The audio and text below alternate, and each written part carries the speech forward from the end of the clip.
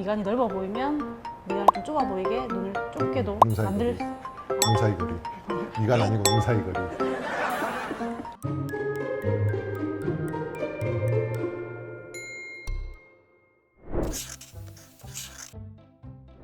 남자분들 앞트임 같은 경우에는 여자분들 앞트임과 크게 원리나 뭐 모양에서 다른 건 없지만 남자분들은 대부분 쌍꺼풀 라인이 보이는 쌍꺼풀보다 거의 쌍꺼풀 라인이 안 보이는 눈을 원하시기 때문에 가능한 한 앞트임을 안 할 수 있으면 안 하는 쪽으로 권해드리는 편이고요. 앞부분이 많이 덮여 있다든지 몽고주름이 심한 경우에는 앞트임을 권해드리고 있습니다.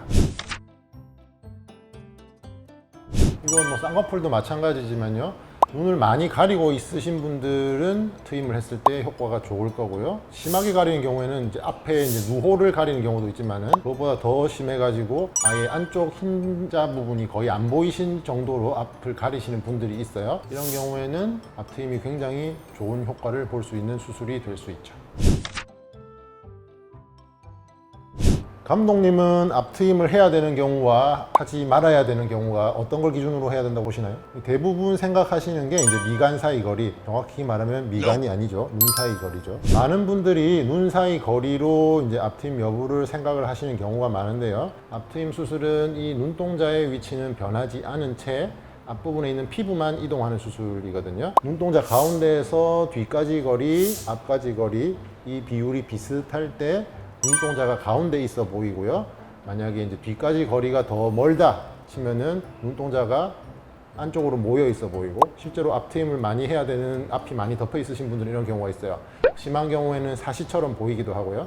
그래서 눈동자 가운데서 뒤까지 거리, 앞까지 거리 이 비율이 비슷할 때 좋은 모양이라고 볼 수가 있고, 또 두 번째로는 몽고주름이 있을 때는 앞트임을 해야 된다, 이렇게 알고 계신 분들이 많은데, 사실 몽고주름도 중요하지만은 누호, 앞에 빨간 살이라고 하죠. 누호가 보이는 정도도 상당히 중요합니다. 몽고주름이 막혀 있어서 이제 답답해 보이긴 하지만 앞을 텄을 때 이제 누호가 더 많이 보이게 되어서 오히려 더 강한 인상을 주게 되는 경우도 있거든요.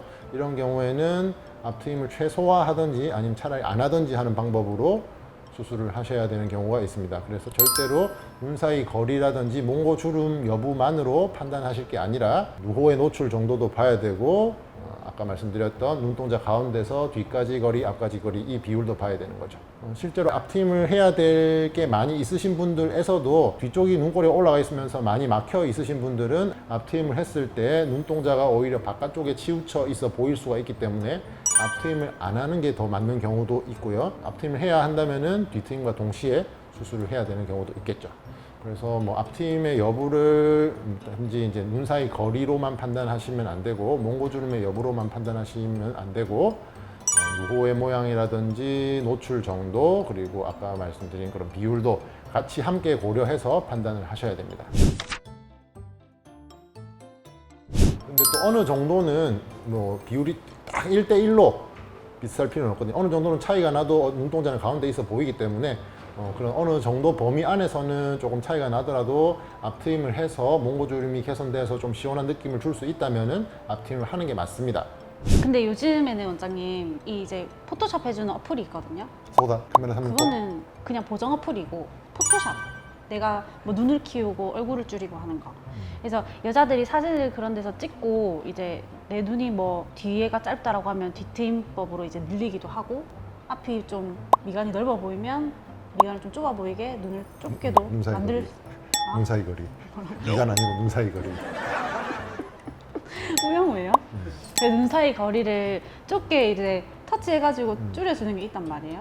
근데 이제 그런 효과를 보고 아, 내가 트임을 하면 이렇게 될 수 있구나 해가지고 앞트임을 하고 싶다, 뭐 뒤트임을 하고 싶다, 이렇게 상담 오는 분들이 되게 많거든요. 아니라고 알려드려야지. 네, 그러고 있습니다. 눈동자의 위치는 변하지 않는다고.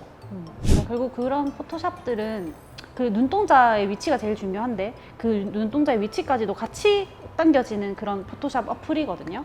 그래서 그런 거에 속지 않으셨으면 좋겠습니다. 그리고 또 이런 것도 있어요. 수술 상담 오시면은 그냥 뭐든지 다 터달라, 누호 모양, 눈 사이 거리 생각 안 하고 뭐라도 더 터야지 눈이 커진다고 생각하시는 분들이 있어서 앞트임은 안 해도 돼요. 하고 싶은데 이렇게 말씀하시는 분들이 많이 있거든요.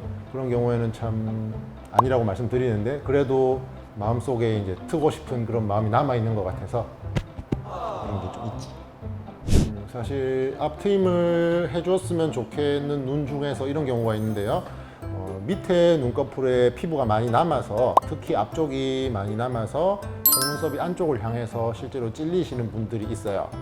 이런 분들은 앞트임을 하게 되면은 물론 방법에 따라 다르긴 하지만 요즘 제일 많이들 시행하고 있는 과거에는 매직 앞트임으로 불렸던 속눈썹 바로 밑으로 절개가 들어가는 그 수술 같은 경우에는 그 수술을 함으로써 남는 피부를 잘라줄 수가 있기 때문에 안쪽으로 향한 속눈썹을 바깥으로 향하게 만들어주는 그런 수술을 하게 됨으로써 속눈썹 찔림 증상이 개선되는 경우도 있기 때문에 앞트임의 여부는 그냥 단지 눈 사이 거리로만 무조건 생각하지 마시고 충분한 상담을 받아보시고 결정하는 것이 좋겠습니다.